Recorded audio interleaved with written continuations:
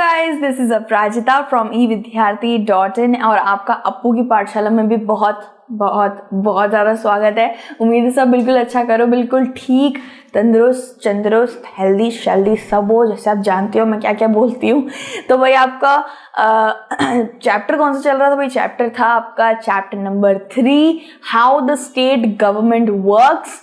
आपकी सिविक्स की किताब से ये चैप्टर है एंड इसका एक छोटा सा मोटा सा इंट्रोडक्शन हम ले चुके हैं। वो इंट्रोडक्शन भाई कोई भूल के भी मिस मत करना, सब लोग देख लेना अच्छे से, क्योंकि उस इंट्रोडक्शन के अंदर मैंने बहुत अच्छे से डिटेल्ड वर्जन में इस चैप्टर की बहुत जड़ें बताई हैं, रूट्स अच्छे से बताई हैं, डीप रूटेडली नॉलेज दी है। तो बिल्कुल वो अच्छे से देख लेना, वरना कट्टी हो जानी है। ठीक है, तो अभी यार फर्स्ट हमारा टॉपिक शुरुआत कर लेते हैं बिना किसी बतौलाबाजी के। टॉपिक है आपका हु इज एन एमएलए। अगर आपने इंट्रोडक्टरी टॉपिक देखा है तो उसके अंदर मैंने पहले ही समझा दिया कि एमएलए कौन होते हैं। ठीक है गाइज, मैं एक बार फिर से एक छोटा सा ग्लिम्स दे देती हूँ एमएलए कौन होते हैं गाइज।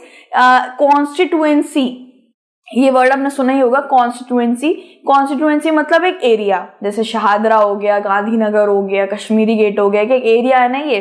तो हर एक एरिया से ना गाइज एक एमएलए निकलता है। ठीक है, हर एक एरिया से एक लीडर निकलता है, एक इंसान निकलता है। वो एक इंसान एक पार्टी का होता है। पार्टीज अलग अलग हो सकती हैं, कोई भाजपा का होगा, कोई इंडियन नेशनल कांग्रेस का आता होगा, कोई तृणमूल कांग्रेस का होगा, कोई सीपीआई का होगा, कम्युनिस्ट पार्टी ऑफ इंडिया। तो हर कोई अलग अलग पार्टी से बिलोंग करने वाले एक एक लीडर हर एक एरिया से निकल के आते हैं। एरिया को ही कॉन्स्टिट्यूएंसी बोला जाता है। ठीक है गाइस, सो टोटल एक स्टेट के अंदर बहुत सारे एरियाज होते हैं, लगभग 60 से 70 एरियाज भी हो सकते हैं। ठीक है, सो हर एक एरिया से एक लीडर जो उभर के आता है, जिसने लोगों से वोट बटोरा होता है, वो लोगों ने उससे एमएलए बनाया होता है, फिर उसको मेंबर ऑफ लेजिस्लेटिव असेंबली बना दिया जाता है। ठीक है, यानी कि मैं ये आपको समझाना चाह रही हूँ कि ये एक एरिया है, एरिया में बहुत सारे लोग रहते हैं, 3-4 हजार भी रह सकते हैं, 20,000 लोग भी रह सकते हैं। ठीक है, आबादी तो अच्छे खासे एक एरिया की होती है ना, गांधीनगर की आबादी देख लो कितनी ज्यादा है। ठीक है, तो उस एरिया से एक पर्टिकुलर पर्सन एक पार्टी का होता है। ठीक है, और ये पार्टी का पर्सन ऐसे ही लीडर नहीं बन जाता है, लोगों का उसे हित मिलता है, लोगों के वोट्स मिलता है, लोगों से आगे बढ़ाते हैं, फिर वो मेंबर ऑफ लेजिस्लेटिव असेंबली बनता है। और फिर क्या होता है गाइस, टोटल एक स्टेट के अंदर 60 से 70 एरियाज होते हैं। ठीक है, सो उस वो एमएलए फिर इलेक्शन लड़ता है। बाकी एरिया में से भी तो एक एक एमएलए निकलेंगे ना, तो उन सारे एमएलए से वो इलेक्शन लड़ता है, और जिसके पास हाईएस्ट अमाउंट ऑफ एमएलए हो जाते हैं वो बन जाता है हमारा चीफ मिनिस्टर, वो बन जाता है आगे जाके स्टेट गवर्नमेंट चलाने वाला। ठीक है, अब मैं आपको एक चीज और समझाना चाहूँ, जैसे एक एरिया में एक एमएलए निकलता है ना, वैसे ही हर एक एरिया से एक एक एमएलए निकलता है। ठीक है, एक स्टेट में कितने सारे एरियाज होते हैं ना, तो हर एक एरिया से एक एक एमएलए निकल रहा है। अब ये सारे एमएलए इलेक्शन करते हैं, और जिसके पास हाईएस्ट अमाउंट ऑफ वोट्स होते हैं, लोगों का हित होता है, वो जाके आगे जाके चीफ मिनिस्टर बनता है, स्टेट गवर्नमेंट चलाता है। ठीक है, ये मैंने बहुत अच्छे से समझाया इंट्रोडक्टरी वीडियो में, अभी मैंने शॉर्ट फॉर्म में समझा दिया है। अब आपको पता चल गया होगा कि एमएलए कौन होता है।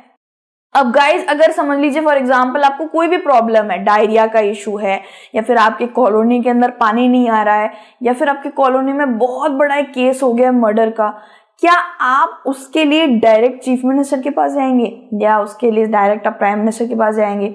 प्राइम मिनिस्टर के पास हम बाद में जाएंगे, वो पूरे इंडिया को संभालता है। स्टेट जो संभालता है उस चीफ मिनिस्टर के पास आप जाओगे?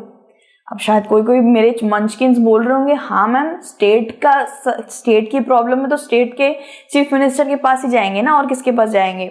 सो you are probably really wrong, क्योंकि ऐसा नहीं होता गाइस। सबसे पहले ही हम प्रिंसिपल के पास नहीं चले जाते हैं, पहले हम टीचर के पास जाते हैं, और टीचर है हमारा एमएलए। हमारे एरिया का जो एमएलए होगा ना, हम सबसे पहले अपनी जितनी भी दिक्कतें होंगी उसके पास लेके जाएंगे, फिर वो हमारा समाधान नहीं निकालेगा, वो जाके कहाँ पे जाएगा? लेजिस्लेटिव असेंबली में जाएगा। अब वो हमारी दिक्कतें चीफ मिनिस्टर तक पहुंचाएगा। ठीक है गाइज, अब हमें कोई भी दिक्कत हो, हम डायरेक्ट राष्ट्रपति भवन में थोड़ी ना जा सकते हैं, या फिर इतने अच्छे बड़े बड़े पार्लियामेंट वगैरह में हमें थोड़ी ना एंट्री मिलेगी। We are just normal citizen. लेकिन ये जो एमएलएज होते हैं इनको ये पावर होती है, ये हमारे रिप्रेजेंटेटिव होते हैं। हर एक आबादी से एक इंसान जा जाके तो मतलब इतनी सारी भीड़ जा जाके तो अपनी दुविधाएं नहीं बता सकती ना। सो एमएलए हमारी सारी पर्ची पे लिख के लेकर जाता है और वहां जाके डिबेट एंड डिस्कशंस करता है। अब एमएलए को करना पड़ता है गाइज, अगर वो हमारे लोगों की सुनेगा नहीं, लोगों की मदद नहीं करेगा तो उसकी पार्टी कभी जीत ही नहीं पाएगी इलेक्शन। मतलब अच्छा दिखना होता है ना गाइज कि हाँ मैं तुम्हारे लिए कर रहा हूँ, अगली बार मुझे वोट देना अगर मैं इलेक्शन में खड़ा हुआ तो मेरी पार्टी बड़ी मतलब स्टेट गवर्नमेंट चलाएगी। तो ऐसा भी होता है गाइस, काफी पॉलिटिक्स होती है। कुछ कुछ एमएलएज अच्छे होते हैं जो अच्छे काम करते हैं, लेकिन जो लोगों के हित के लिए काम करते हैं वो ड्यूटी समझते हैं अपना वो। लेकिन कुछ कुछ होते हैं जो फायदे के लिए करते हैं कि हाँ इनका काम कर देता हूँ, इनके नजरों में दिखता रहूंगा, इनके सामने काम करता रहूंगा, फिर ये अगली 5 साल के बाद, स्टेट गवर्नमेंट तो अभी बनी हुई है, 5 साल के स्टेट गवर्नमेंट का खत्म हो जाएगा, फिर इलेक्शन लड़ूंगा, फिर ये लोग मुझे वोट भर भर के देंगे क्योंकि मैंने तो इनका बहुत सारा काम किया है। तो ऐसा ही होता है guys. Government works at 3 level, national, state and local, you know that, and we are discussing state government. In states, it is the MLA, member of legislature assembly, who represents the people. The MLA enters the assembly and forms the government. तो यही होता है guys, they are our representatives. हम direct chief minister या direct supreme court, governor, इन सब के पास जाने का दम नहीं रखते, ये तो नहीं बोलूंगी, रखते हैं, लेकिन हमारे पास इतना बिजी लाइफ है हमारी कि हम नहीं जा सकते। अपने छोटे मोटे इश्यूज और अपने दिक्कतों को वहां तक नहीं पहुंचा सकते हैं। पहुंचते तो चक्कर लगाते लगते हमें कितने साल लग जाएंगे। So that's why we chose a leader in our area, और वो लीडर होता है एमएलए। ठीक है गाइस, सो ये जो एमएलए होता है यही हमारे लिए क्या करता है, हमारा मत रखता है इन बड़े बड़े चीफ मिनिस्टर एंड इन सब मिनिस्टर्स के सामने। ठीक है, ये लोग जाते हैं, एमएलए ऑपोजिशन में होते हैं, मतलब जो स्टेट गवर्नमेंट जिन्होंने भी बना रखी है, समझ लीजिए अभी अरविंद केजरीवाल की गवर्नमेंट है, तो उनके दुश्मन कौन होंगे, शायद बीजेपी होंगे या फिर इंडियन नेशनल कांग्रेस होंगे, आई डोंट नो दुश्मनी है या नहीं है, लेकिन हाँ थोड़ा बहुत लाइक एक तरीके के एग्जाम्पल सेट करके देखे तो दुश्मन तो होते ही हैं। वो पार्टी जीत रही है, बाकी पार्टीज हार रही हैं, तो खुद ब खुद कंपेटिटर बनी जाते हैं, खुद ब खुद वो लोग एक तरीके से दुश्मन सोच ही लेते हैं। सो वो लोग अगर गलतियां नहीं भी होगी ना, अरविंद केजरीवाल जी आराम से अपनी दिल्ली चला रहे हैं, गलती नहीं भी होगी तो ये एमएलए खोद खाती, क्योंकि ये ऑपोजिशन पार्टी से आते हैं, भाजपा के होते हैं, कोई इंडियन नेशनल कांग्रेस से आते होंगे, अलग अलग पार्टीज के होते हैं ना एमएलए गाइस। तो ये लोग क्या करेंगे, जानबूझ के गलतियां निकालने की कोशिश करते हैं, या फिर कभी कभी बहुत एग्जैक्ट गलती, रियलिटी वाली गलती निकाल के दिखाते हैं, सामने बताते हैं कि देखिए इन्होंने ये नहीं करा, देखिए स्टेट गवर्नमेंट क्या संभाल रही है, देखिए इन्होंने ये चीज नहीं करी, मेरे एरिया में इतना प्रॉब्लम है, मेरे पटलपुरम एरिया में इतना ज्यादा डायरिया फैल गया है, क्या कर रही है स्टेट गवर्नमेंट। तो इस तरीके से गाइस बहुत सारे डिबेट डिस्कशन होते हैं लेजिस्लेचर असेंबली के अंदर। ठीक है, तो यहाँ पे अब हम पॉइंट्स पढ़ते हैं guys. Every MLA is elected from one area, this area is known as his constituency. ठीक है, इससे यार पहले पिछले वाले इंट्रोडक्टरी वीडियो में भी मैंने आपको अच्छे से समझाया था कि कॉन्स्टिट्यूएंसी को क्या कहते हैं, एक एरिया को कॉन्स्टिट्यूएंसी कहते हैं। अब आप समझ लो एक ये स्टेट है, ठीक है, किसी भी स्टेट को ले लो, हम दिल्ली को लेके चलते हैं अभी क्योंकि दिल्ली दिल वालों की है और भारत की कैपिटल दिल्ली है। तो भाई यहाँ पे देख लेते हैं, सबसे पहले स्टेट है हमारा दिल्ली। तो दिल्ली में भाई 11 से 12 डिस्ट्रिक्ट्स हैं, एरियाज बहुत सारे हैं। एरिया के बारे में बताऊं तो 60 से 70 एरिया तो होंगे ही। शाहदरा, वैसे तो मैंने काउंट करे थे तो 73 आ रहे थे विकिपीडिया में जाकर।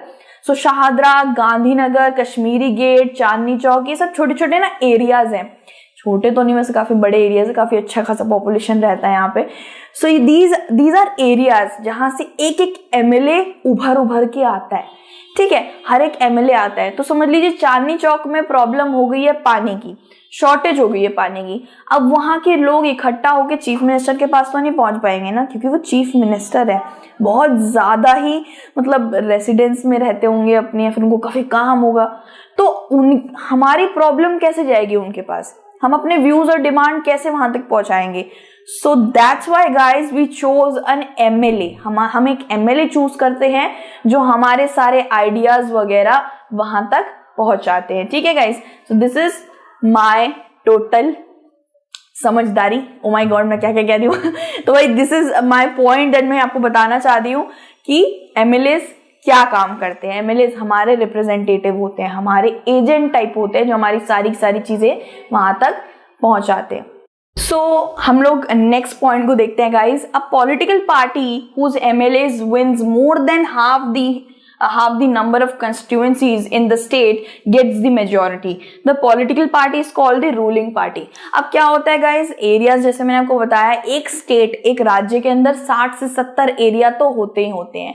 वो डिपेंड करता है कि वो कितना बड़ा राज्य है। जैसे उत्तर प्रदेश बहुत बड़ा राज्य है, दिल्ली कितना बड़ा राज्य है, वैसे ही वहां पे ऐसे बहुत से राज्य होते हैं जो छोटे छोटे भी होते हैं।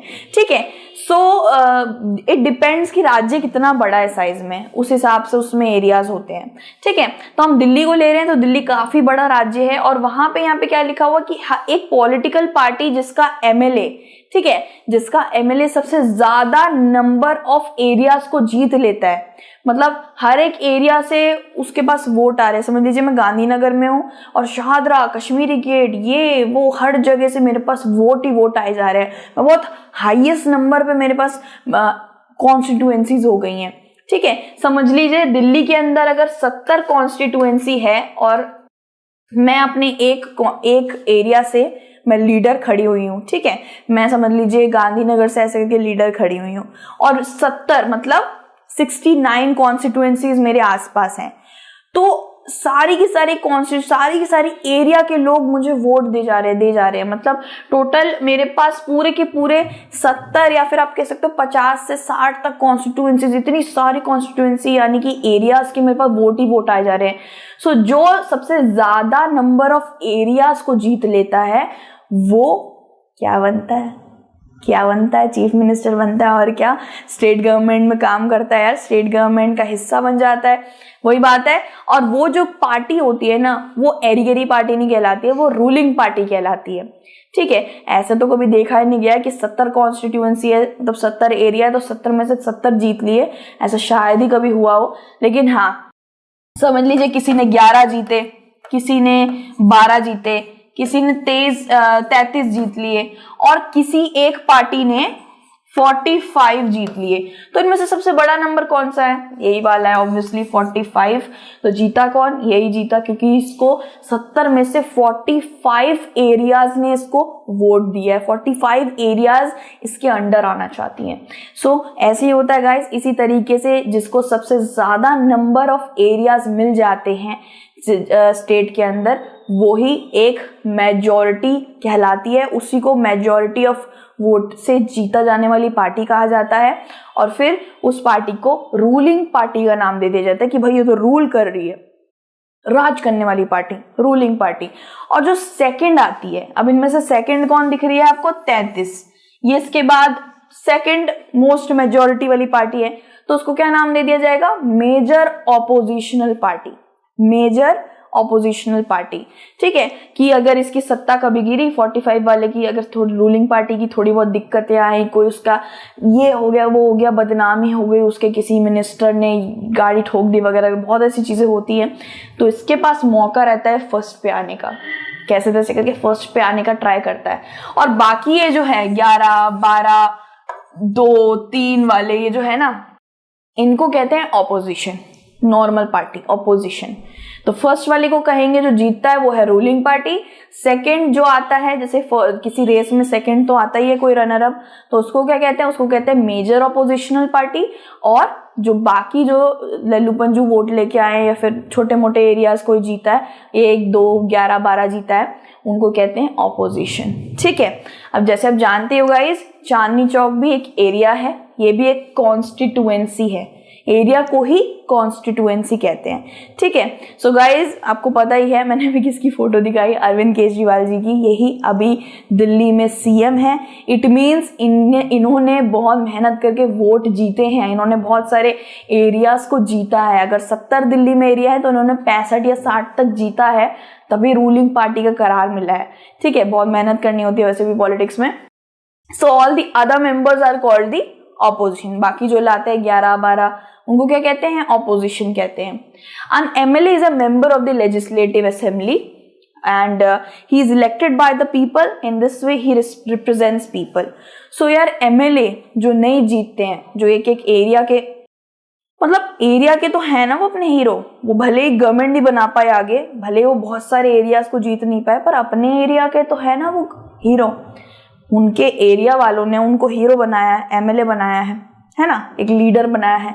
तो वो अपने एरिया में उनको कोई भी उनकी दिक्कत हो रही होगी, diarrhoea issue, clean water issue वगैरह वगैरह, तो वो क्या कर सकता है, भले उसने गवर्नमेंट सेटअप नहीं करी है लेकिन दूसरों की गवर्नमेंट खराब तो कर सकता है, या फिर दूसरों की गवर्नमेंट पे सवाल तो उठा सकता है, ये उसके पास राइट है। ठीक है, सो वो क्या कर सकता है गाइस, समझ लो मेरी पार्टी है, मैं MLA हूँ अपने एरिया का, लेकिन मैं गवर्नमेंट नहीं बना पाया, मुझे बाकी एरिया के वोट्स आए ही नहीं, बाकी एरिया मेरे पास आए ही नहीं, मैं मेजोरिटी से नहीं जीत पाया, 3-4 एरियाज ने मुझे वोट करा। ठीक है, सो मैं हार गया, लेकिन मैं अपने एरिया का तो ध्यान रखूंगा ना, मेरे एरिया में क्या दिक्कत हो रही है, क्या हो रही है, वो तो मैं गवर्नमेंट जिसने बनाई है उस तक पहुंचा पाऊंगा ना। सो मैं अपने एरिया का समझ लीजिए लीडर हूँ, और एरिया की लीडर हूँ, मैं तो लड़का ही समझ रही हूँ खुद को, और मेरे सारे लोग मुझे कह रहे हैं MLA जी पानी की समस्या हो रही है, ये वो। सो अगर मैं घूसखोर हूँ, मैं रिश्वतखोर हूँ, मैं ऐसे आलसी हूँ, से मोटे पैसे खाने वाली हूँ, मैं कुछ नहीं करूँगी, मैं बोलूँगी बाहर में जाओ, गेट लॉस्ट। ऐसे ही होता है, सच में ऐसा ही बिहेवियर होता है।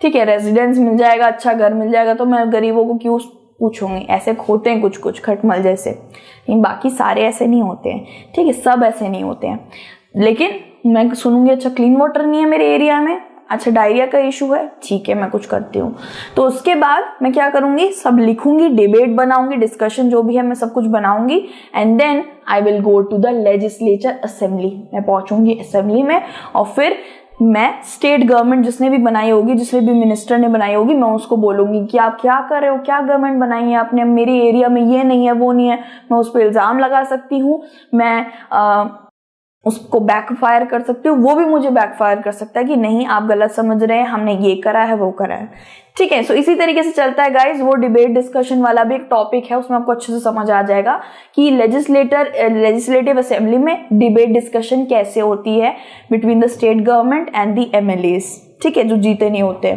सो यू नो गाइज कि जो मेजर ऑपोजिशनल पार्टी हमेशा से रही है वो है INC, यानी कि इंडियन नेशनल कांग्रेस। कांग्रेस ने बहुत अच्छा खासा राज करा है भारत पे, और काफी अच्छा एक उसका दबदबा भी रहा था, बट अभी भाजपा ने काफी ज्यादा, भाजपा भी एक रूलिंग पार्टी है। साथ ही साथ दूसरी जो एक मेजर ऑपोजिशनल पार्टी के बारे में बात करूंगी वो है CPI भी है, लेकिन ये सिर्फ ऑपोजिशन पार्टी है, इसका भी इतने वोट वगैरह इसके नहीं आते हैं। ठीक है, सो आपको 3 चीजें याद रखनी है जिसके सबसे ज्यादा होते हैं वोट वगैरह, एरिया वगैरह, मतलब एरियाज होते हैं जिसने सबसे ज्यादा एरिया जीते होते हैं, 70 में से 60, 70 में से 50, वो होता है रूलिंग पार्टी, जो गवर्नमेंट बनाता है, स्टेट गवर्नमेंट जो बना के बैठे हैं अभी, जैसे अरविंद केजरीवाल जी, वो रूलिंग पार्टी है। दूसरा जो होता है मेजर अपोजिशनल, जिसने कुछ वोटों से, चंद वोटों से वो रह गया, चंद एरियाज से रह गया, वो होता है मेजर अपोजिशनल पार्टी। और तीसरे बाकी जो होते हैं 11, 12, 3, 4 जिन्होंने एरिया जीते हैं, वो होते हैं अपोजिशंस। ठीक है गाइस, आगे बढ़ते हैं। Every state in India has a legislative assembly. So आपको एक चीज याद रखनी है गाइस, पूरे भारत में एक ही लेजिस्लेटिव असेंबली नहीं है, भारत में बहुत सारे स्टेट हैं, 29 स्टेट्स हैं, तो हर एक स्टेट की एक लेजिस्लेटिव असेंबली होती है। अगर केरला में कोई प्रॉब्लम चल रही है तो उसकी एक लेजिस्लेटिव असेंबली अलग रहती है, जहाँ पे सारे MLAs आते हैं, केरला का मिनिस्टर आता है। हु इज द केरला की CM कौन है, कुछ बढ़िया सा नाम था उनका, पल्लविया रमैया, ऐसे करके कुछ नाम था गाइस, मेरे दिमाग से निकल गया। सो ऐसे ही होता है गाइस कि हर एक state, every state, okay, every state has its own legislative assembly, जहां पर डिबेट एंड डिस्कशंस होते हैं। ठीक है गाइस, इसके बाद क्या है, each state is divided into constituency.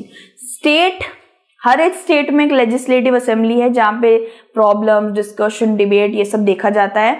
और हर एक स्टेट में बहुत सारे एरियाज होते हैं, छोटे छोटे एरिया, गांधीनगर, शाहदरा, चांदनी चौक और ये बरौली, ये वगैरह वगैरह छोटे छोटे होते हैं, ठीक है। इसके बाद क्या है, a constituency is an area from which all the voters living there choose their representative who then become member of legislative assembly। तो गाइस ये चीजें मैं इंट्रोडक्शन की वीडियो में बहुत पहले ही समझा चुकी हूँ कि एक एरिया जो होता है ना, वहां पे जितने भी लोग होते हैं वो एक पार्टी के एक उस बंदे को लीडर बनाते हैं। वैसे तो वहाँ पे बहुत सारे लोग एमएलए बनने के लिए तड़प रहे होते हैं, बहुत सारे लोग वहाँ पे कंपटीशन करते हैं, लेकिन जो सबसे, जैसे मेरे वहाँ पे हुआ था वैशाली के अंदर, शायद 3 से 4 अलग अलग पार्टी के लोग खड़े हुए थे वहाँ पे, ठीक है। तो उनमें से एक वुमेन थी, उन्हीं को चुना गया, अब वो वहाँ पे एमएलए है, ठीक है। अब वो उस एरिया की एमएलए है, ओके। सो आपको अपने एरिया के अंदर तो बहुत सारे लोग एमएलए बनने के लिए तरस रहे होंगे, लेकिन आपको क्या करना है, उनके वोट्स जीतने हैं, लोगों के वोट्स जीतने हैं, ठीक है। और जिसके पास लोगों के सबसे ज्यादा वोट होंगे अपने एरिया के अंदर, वो एमएलए बना दिया जाएगा, वो बन जाएगा मेंबर ऑफ लेजिस्लेटिव असेंबली। और फिर वो मेंबर ऑफ लेजिस्लेटिव असेंबली, अगर वो सारे एरियाज वो इलेक्शन में भाग लेता है, चीफ मिनिस्टर के इलेक्शन में भाग लेता है, सारे एरियाज जितने भी हैं, सारे कॉन्स्टिट्यूएंसी जितने भी हैं, अगर उसमें से वो आधे से ज्यादा जीत लेता है, समझ लीजिए 70 है, 70 में से 60 जीत लेता है या 70 में से 50 जीत लेता है, जितना भी जीत लेता है, सबसे हाईएस्ट नंबर अगर उसका निकला तो वो गवर्नमेंट बना लेगा, ठीक है। This is this easy. ये वाला यार आप ही के बुक का चार्ट है, जरा इसको पढ़ते हैं। ये हिमाचल प्रदेश का इलेक्शन, असेंबली इलेक्शन है गाइस। देखते हैं यहाँ पे क्या है। यहाँ पे सबसे पहले पॉलिटिकल पार्टी है, number of MLA elected, okay. सबसे पहले पे है भारतीय जनता पार्टी। ये एक रूलिंग पार्टी है, यानी कि इसको बहुत अच्छे वोट्स मिलते हैं, इसकी बहुत जगह सरकार बनी हुई है, इसको सबसे ज्यादा एरियाज मिले हैं, सबसे ज्यादा एरिया भारतीय जनता पार्टी ने जीते हैं, यानी कि 44। आप जानना चाहेंगे हिमाचल में टोटल एरियाज कितने हैं? तो हिमाचल में टोटल एरियाज हैं 68 एरियाज। 68 में से 44 मिले हैं एरियाज भारतीय जनता पार्टी को, it's a good number, okay. दूसरा है इंडियन नेशनल कांग्रेस, जिसको 21 मिले हैं, 21 एरिया जीत पाई है। तीसरा है कम्युनिस्ट पार्टी ऑफ इंडिया, जिसको कहते हैं सीपीआई, इसको सिर्फ 1 मिला है एरिया, 1 एरिया जीत पाया है। इसके बाद बाकी कुछ ऐसे इंडिपेंडेंट लोग भी थे जो किसी पार्टी से बिलोंग नहीं करते थे, उनको 2 मिले हैं, ठीक है। सो ये कुछ पार्टीज हैं जिनको एरियाज मिले। अब सबसे ज्यादा एरियाज किसको मिले हैं, मैंने पहले ही बता दिया आपको, भारतीय जनता पार्टी को 44, 68 में से हिमाचल प्रदेश में 44 एरियाज उसने जीते हैं, तो ये एक रूलिंग पार्टी कहलाएगी। एक डैश दे रखा था गाइस यहाँ पे, मैं यहीं बढ़ सकती थी। तो इंडियन नेशनल कांग्रेस क्या कहलाएगी? ये कहलाएगी मेजर ऑपोजिशनल पार्टी, क्योंकि सेकंड आई है ना, इसने भी अच्छी रैंकिंग करी है, 44 के बाद 21 एरियाज जीते हैं, सो ये सेकंड हुआ ना, ठीक है। अगर आपके 3 मार्क्स आते हैं और मेरे 2 मार्क्स आते हैं, बाकियों के 0 आते हैं, तो सेकंड मैं ही हुई ना, जबकि 2 मार्क्स अच्छे मार्क्स नहीं है, फिर भी मैं सेकंड आई, ठीक है। तो भाई इंडियन नेशनल कांग्रेस, इसको मिला था सेकंड उपाधि, तो सेकंड उपाधि मिलने वाले को क्या कहते हैं? मेजर ऑपोजिशनल पार्टी कहते हैं। और बाकी जितने भी हैं लेलू पंजू 1, 2, 3, 4 पाने वाले, इनको हम सिर्फ और सिर्फ एक नाम देंगे, ऑपोजिशन, ठीक है। सो जैसे आप देख सकते हो, अब खिलाड़ी ने बाजी मार ली है, जो है भारतीय जनता पार्टी। भारतीय जनता पार्टी ने हिमाचल प्रदेश में अपना बना लिया है गवर्नमेंट, ठीक है। तो भारतीय जनता पार्टी गवर्नमेंट बना चुकी है अपनी, ठीक है। ये क्या है भारतीय जनता पार्टी की? आप जानती है सबसे पहले आपको किसी का भारतीय जनता पार्टी से नाम या फिर फेस उभर के आता है तो वो सबसे पहला है मोदी जी, ठीक है। तो रूलिंग पार्टी कहलाएगी क्योंकि उन्होंने 44 एरियाज को जीता है हिमाचल प्रदेश में। और सेकंड जो आएंगे 21 एरियाज जीतने वाले, वो है मेजर ऑपोजिशनल पार्टी, जो थी आईएनसी, ठीक है गाइस। सो अब क्या हो गया, हिमाचल प्रदेश में कौन जीत गया है? भाजपा जीत गई है 44 एरियाज के साथ। तो वहां पे कौन बन गया है? ऑब्वियस सी बात है, यहाँ पे अभी इनकी फोटो दिखाई थी मैंने, ये ठीक है। इनका नाम है श्री जयराम ठाकुर, भाजपा से हैं, इन्होंने हिमाचल प्रदेश में ये चीफ मिनिस्टर बन गए हैं, अभी करेंटली बने हुए हैं, ठीक है। These MLAs belong to different political parties. So ये MLAs डिफरेंट पॉलिटिकल पार्टी से बिलोंग करते हैं। जैसे अभी हमने चार्ट देखा, कोई INC से था, कोई CPI से था, ठीक है। After the election the MLA belonging to the ruling party elect their leader who became the chief minister. फिर क्या होता है गाइस, पार्टी जीत गई, ठीक है, पार्टी जीत गई। अब पार्टी के सारे लोग तो चीफ मिनिस्टर नहीं बन सकते हैं। सो एक इंसान को चुना जाता है जो डिबेट डिस्कशन में अच्छा हो, पढ़ा लिखा हो, स्ट्रॉन्ग लीडर हो, और उसी को चीफ मिनिस्टर बना दिया जाता है, ठीक है। And the chief minister then selects other people as minister. अब चीफ मिनिस्टर जो बनते हैं, समझ लीजिए ये चीफ मिनिस्टर बने, ये नहीं ये जो चीफ मिनिस्टर बने श्री जयराम ठाकुर, हिमाचल प्रदेश के चीफ मिनिस्टर, इन्होंने क्या किया, इनके थोड़े जिगरी दोस्त होंगे पार्टी के अंदर, थोड़े से, मतलब समझ रहे हो ना, आपके क्लास में जब आप मॉनिटर बनते हो और बोर्ड पे नाम लिखते हो तो आपकी बेस्ट फ्रेंड जो होती है वो आराम से बात करती है, क्योंकि वो कहती है मेरी ही तो बेस्ट फ्रेंड मॉनिटर है, होता है ना ऐसे। सो आपने देखा होगा गाइस कि श्री नरेंद्र मोदी और अमित शाह की बहुत अच्छी दोस्ती है।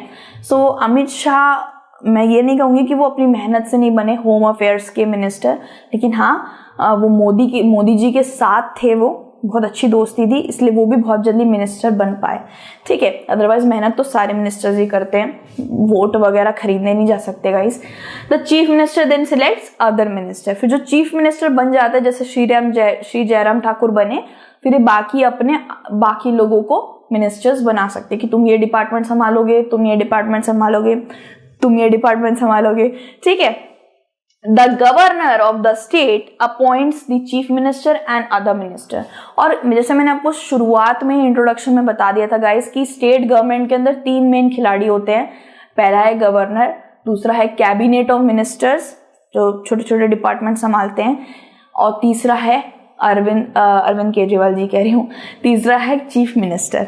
तो ये 3 जो चीजें होती हैं, 3 जो पिलर्स हैं, वो स्टेट गवर्नमेंट के पिलर्स हैं, ठीक है गाइस। सो यहाँ पे मैंने सबको समझा दिया कि गवर्नर जो होता है, गवर्नर चीफ मिनिस्टर को चुनता है, चीफ मिनिस्टर बाकी मिनिस्टर्स को चुनता है। सो गाइस ये चैप्टर है इंटरेस्टिंग, काफी इंटरेस्टिंग है, ठीक है। देखा जाए तो बस ये है, इसमें एक छोटी सी दिक्कत है कि इस चैप्टर में आपको अच्छे से याद करना होगा कि कौन किसको चुनता है, MLA कैसे बनता है, कितने एरिया से वो जीतेगा, ruling party, major oppositional party किसको कहा जाता है, ये सब आपको बस अच्छे से याद रखना है। इंट्रोडक्शन में भी अच्छे से समझा दिया, इस वाले टॉपिक में आपको डबल अच्छे से समझ आ जाएगा, ठीक है। सो फिर से मैं आपको समझा देती हूँ, स्टेट गवर्नमेंट के 3 पिलर कौन से होते हैं। पहले है गवर्नर जो है अनिल बैजल, दूसरे हैं चीफ मिनिस्टर अरविंद केजरीवाल, और तीसरे होते हैं कैबिनेट ऑफ मिनिस्टर्स, ठीक है। इसके बाद आगे बढ़ते हैं दोस्तों। Chief minister and other ministers have the responsibility of running various government. अब जो कैबिनेट ऑफ मिनिस्टर होते हैं ना, जिसको चीफ मिनिस्टर चुनता है कि तुम एग्रीकल्चर का डिपार्टमेंट संभालोगे, तुम फाइनेंस डिपार्टमेंट संभालोगे, तुम खाने का जिम्मा संभालोगे, न्यूट्रिशनल डिपार्टमेंट, ऐसा कुछ भी। सो छोटे डिपार्टमेंट दे रखे होते हैं, उपदेवता मतलब उप मुख्य, ये जो होते हैं चीफ मिनिस्टर के नीचे बहुत सारे मिनिस्टर काम करते हैं ना। So chief minister have the power to choose the cabinet of minister, ठीक है। इसके बाद क्या है गाइस, ये लोग साथ में मिलके स्टेट गवर्नमेंट, अब जो 3 पिलर बन गए हैं, ये लोग साथ में अपने स्टेट को संभालते हैं। दिल्ली, हिमाचल प्रदेश, हरियाणा, कोई भी स्टेट हो, फिर ये उसको साथ में मिलके तीनों संभालते हैं, ठीक है। In legislative assembly, every MLAs, whether from the ruling party or from the opposition, meet to discuss various things. फिर क्या होता है गाइस, फिर उंगली उठाना शुरू होता है। अगर स्टेट गवर्नमेंट, समझ लीजिए मैंने स्टेट गवर्नमेंट में मैं इलेक्शन जीत गई हूँ, तो कैसे जीत गई, पर जब जीत गई को बहुत बेवकूफ बनाया, लोगों को पागल बनाया, फिर मैं इलेक्शन जीत गई, ठीक है। उसके बाद मैं ऐसे बैठी हुई हूँ, सड़कें खराब हो रही हैं, पानी गंदा हो रहा है, मुझे फर्क ही नहीं पड़ रहा, बस मैं पैसा बना रही हूँ चीफ मिनिस्टर बन के। तो मुझे जवाब भी तो देना होगा। अकाउंटेबिलिटी भी नाम की वो चीज़ होती है। मुझे लेजिस्लेटिव असेंबली में जाके खड़ा कर देंगे, वहां जाके बाकी एमएलएज मेरे पे प्रहार करेंगे, तुमने क्या किया, तुम्हारा ये खराब है, हमारे एरिया में देखो तुमने कुछ नहीं किया है, पूरे स्टेट को संभालने का जिम्मा तुम्हारे ऊपर है, क्या कर रहे हो तुम। फिर बैंड बज जाएगी मेरी। इसलिए काम करना पड़ता है भाई। बिल्कुल ऐसे हाथ छोड़ देंगे तो सारे एमएलए कच्चा चबा जाएंगे कि मेरे घर में, मेरे एरिया में पानी नहीं है, मेरे गांधीनगर में ये प्रॉब्लम हो गई है, सबसे ज्यादा क्राइम रेट बढ़ गया है गांधीनगर में, स्टेट गवर्नमेंट कर क्या रही है, चीफ मिनिस्टर बाकी मिनिस्टर कर क्या रहे हैं जिनको आपने चुना है, गवर्नर क्या कर रहा है। ठीक है, सो काम करना पड़ता है चीफ मिनिस्टर को। और अगर चीफ मिनिस्टर पक्का है, सच्चा है, अच्छा है, तो उसके पास हर एक चीज का हिसाब होगा, उसके पास हर एक चीज का बिल होगा, वो ऐसे ठड़ाठड़ जवाब देगा उन लोगों को, सारे एमएलएस को, सब सारी उंगलियां नीचे कर देगा अगर उसने सच में काम करा है तो।